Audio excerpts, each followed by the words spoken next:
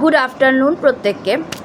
আজকে রবীন্দ্রনাথ ঠাকুরের লেখা একটি কবিতা আমি পাঠ করতে চলেছি এবং তার মর্মার্থ বিশ্লেষণ করতে চলেছি। রবীন্দ্রনাথ ঠাকুরের লেখা কবিতাটির নাম হলো একটি দিন। একটি দিন মনে পড়ছে সেই দুপুরবেলাটি, ক্ষণে ক্ষণে বৃষ্টিধারা ক্লান্ত হয়ে আসে, আবার দমকা হাওয়া তাকে মাতিয়ে তোলে। ঘরে অন্ধকার, কাজে মন যায় না। যন্ত্রটা হাতে নিয়ে বর্ষার গানে মল্লারের সুর লাগালেম। পাশের ঘর থেকে একবার সে কেবল দুয়ার পর্যন্ত এলো, আবার ফিরে গেল।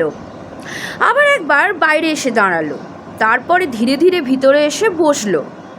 তার হাতে সেলাইয়ের কাজ ছিল, মাথা নিচু করে সেলাই করতে লাগলো।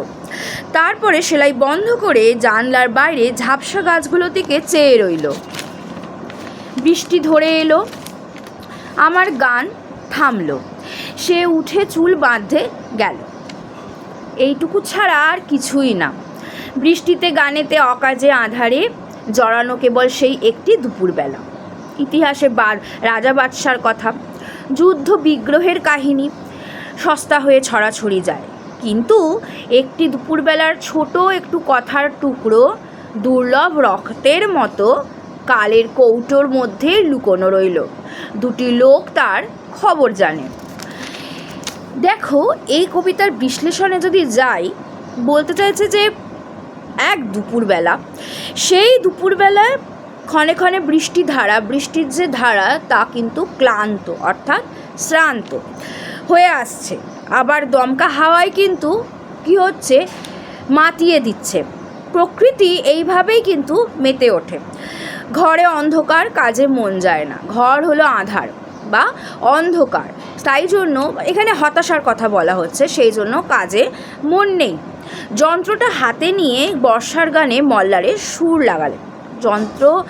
একটা বাদ্যযন্ত্র আছে, সেই বাদ্যযন্ত্রটা যখন হতাশায় মানুষ চলে যায়, তখন সে গানের মধ্যে দিয়ে, বাদ্যযন্ত্রের মধ্যে দিয়ে নিজেকে কিন্তু হতাশা থেকে মুক্তি দেয়। তো যন্ত্রটা হাতে নিয়ে বর্ষার গানে মল্লার একটা রাগের নাম, মল্লারের সুর লাগালেন।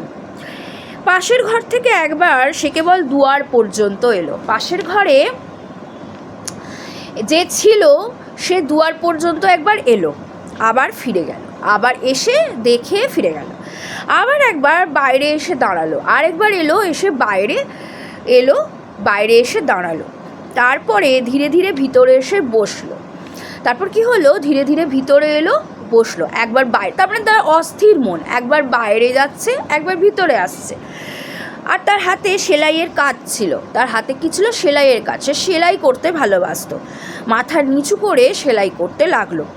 তারপরে সেলাই বন্ধ করে জানলার বাইরে ঝাপসা গাছগুলোর দিকে চেয়ে রইল। তারপর কি হলো, সেলাইটা হঠাৎ করে বন্ধ করে দিল। সেলাই বন্ধ করে দিয়ে সে জানলার বাইরে ঝাপসা গাছগুলোর দিকে তাকিয়ে আছে। সে দেখছে বাইরে প্রকৃতির গাছগুলোকে, সে দেখছে। বৃষ্টি ধরে এলো, আমার গান থামলো।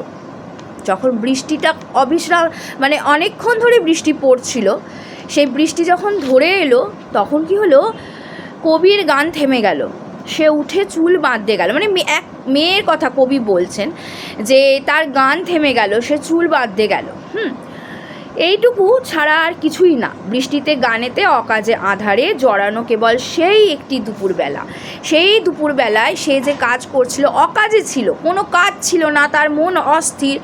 সেই জন্য বলা হয়, অস্থির মনে কিন্তু অবশ্যই স্থিরতা আনার জন্য আমাদের একান্ত খুব বড় বন্ধু হলো বই। বই পড়া খুব ভালো। যারা গান গায় তারা খুব ভালো গান গায়, গান গাইতে পারে। যারা বাদ্যযন্ত্র বাজায় তারা বাদ্যযন্ত্র নিয়ে পড়ে থাকতে পারে। যারা ছবি আঁকে তারা ছবি আঁকা নিয়ে পড়ে থাকতে পারে। যার যেদিকে ন্যাক আছে সেইগুলো সে যদি করতে পারে, তাহলে হতাশা থেকে মুক্তি। যারা লেখালেখি করে তারা যদি লেখালেখি নিয়ে পড়ে থাকতে পারে, তাহলে সেই হতাশা থেকে সে মুক্তি পেতে পারে বা তারা মুক্তি পেতে পারে। তো এইটুকু ছাড়া আর কিছুই না। বৃষ্টিতে, গানেতে, অকাজে, আঁধারে। অকাজ মানেই হলো সেখানে আঁধার, কাজ মানেই হলো সেখানে আলো। জড়ানো কেবল সেই একটি দুপুরবেলা, অকাজে আঁধারে জড়ানো একটা দুপুরবেলা, ক্লান্ত দুপুরবেলা। ইতিহাসে রাজা বাদশার কথা, যুদ্ধ বিগ্রহের কাহিনী সস্তা হয়ে ছড়াছড়ি খায়। ইতিহাসের পাতায় দেখা যায় রাজা বাদশার যে কাহিনী আছে, যুদ্ধ বিগ্রহের যে কাহিনী আছে, সেই কাহিনীগুলো যেন সস্তার পাতা, সে সস্তার ইতিহাস, সস্তার কাহিনী যেন ছড়াছড়ি আছে পাতাগুলো। কিন্তু একটি দুপুরবেলা ছোট্ট একটু কথার টুকরো দুর্লভ রক্তের মতো কালের কৌটোর মধ্যে লুকোনো রইল। দুটি লোক তার খবর জানে, মানে সেই মেয়েটি আর কবি, দুজনেই সেই খবর, এই দুজন ছাড়া আর কেউ জানে না তার খবর। একটি দুপুরবেলা ছোট একটু কথার টুকরো দুর্লভ রক্ত, যে রক্ত পাওয়া যায় না, দুর্লভ, সুলভ নয়, দুর্লভ রক্তের মতো কালের কৌটো, মানে অনন্তকাল, মানে সেই কাল, মানে সময়ের কৌটোয় যেন লুকোনো রইল।